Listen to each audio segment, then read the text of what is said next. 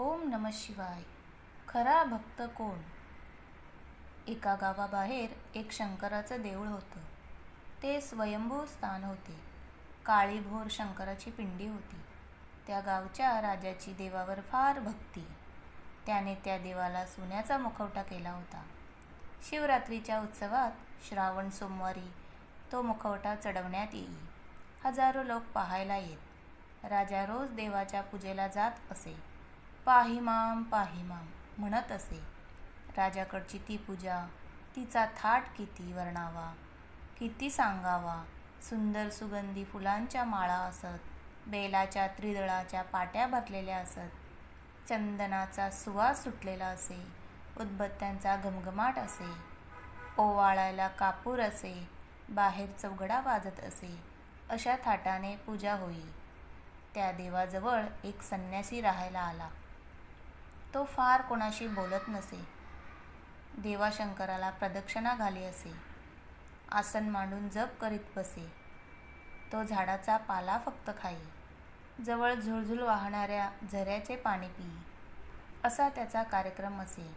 एकदा एक परगावचा मनुष्य त्या गावी आला. देवाशंकराच्या दर्शनास गेला. संन्यासी शांतपणे बसला होता.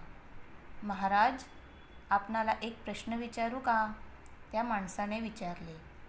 विचारा, संन्यासी म्हणाला. तुम्ही येथे पुष्कळ दिवस आहात. देवाच्या पूजेला, देवाच्या दर्शनाला रोज कितीतरी लोक येतात. त्यांच्यातील देवांचा खरा भक्त कोण? खरे सांगू का? खरे सांगा. दुसऱ्याच्या रागाची संन्याशाला काय परवा? खरे आहे. ऐका तर. तेथे रोज 2 प्रहरी एक गुराखी येतो. तो देवाशंकराचा खरा भक्त. हो, त्याला वेदमंत्र येत नसतील, जपजाप करीत नसेल, तो पूजा तरी कशाने करणार? कोठून आणणार गंध? कोठून आणील निरांजन? येथे राजा रोज पूजेसाठी येतो. कशी घवघवीत दिसते ती पूजा! किती माळा, किती कापूर! त्या राजापेक्षाही का तो गुराखी मोठा भक्त? हो, पुन्हा पुन्हा काय सांगू? महाराज, तुमच्या म्हणण्यावर विश्वास बसत नाही. उद्या प्रचिती दाखवतो. राजा पूजा करीत त्यावेळी व गुराखी दुपारी येईल त्यावेळेस तुम्ही येथे असा. अवश्य येईल. तो मनुष्य निघून गेला. संन्यासी आपल्या कर्मात रमला. दुसरा दिवस उजाडला. तो मनुष्य आधीच देवळात येऊन बसला.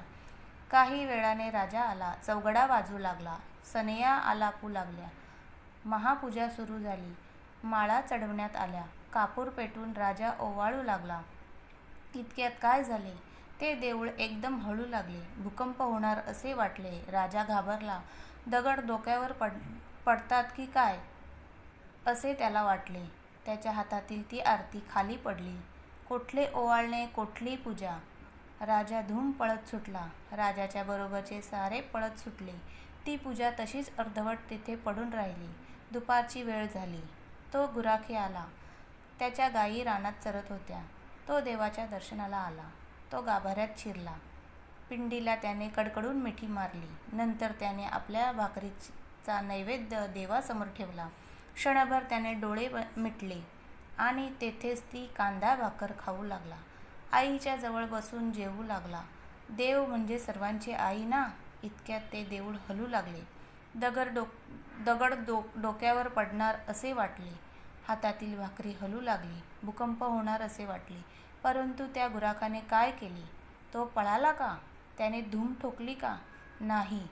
त्याने एकदम शंकराच्या पिंडीला मिठी मारली. देवा, सांभाळ असे तो म्हणाला. देऊळ हलायचे थांबले. गुराख्याला आनंद झाला. त्याने भाकरी पोटभर खाल्ली. देवाला नमस्कार करून पुन्हा रानात गेला. गायीसाठी बासरी वाजवू लागला. प्रचिती ज्याला हवी होती तो मनुष्य तेथे होता. पटले की नाही?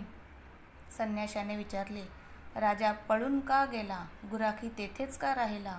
अरे राजा, ज्या पिंडीची पूजा करीत होता ती पिंडी त्याला खरोखर देवाची वाटत होती का? देऊळ हळू लागताच तो पळाला. देव जवळ असता तो पळाला का? संकटात देवाशिवाय कोण तारणार? परंतु ही पिंडी रक्षण करील असे त्याला वाटले नाही. त्याने स्वतःच्या पायावर अधिक विश्वास ठेवला. ती पिंडी म्हणजे केवळ दगड हीच त्याची शेवटी भावना झाली. परंतु तो गुराखी देऊळ हळू लागताच पळाला नाही. त्याने पिंडीलाच मिठी मारली.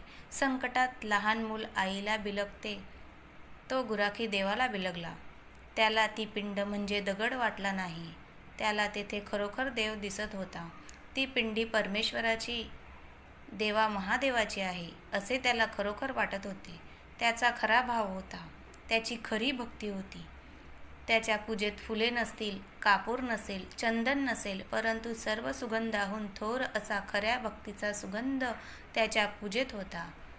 आता पटले ना? संन्याशाने शेवटी विचारले. होय महाराज, असे म्हणून विचार करीत तो मनुष्य निघून गेला. ओम नमः शिवाय.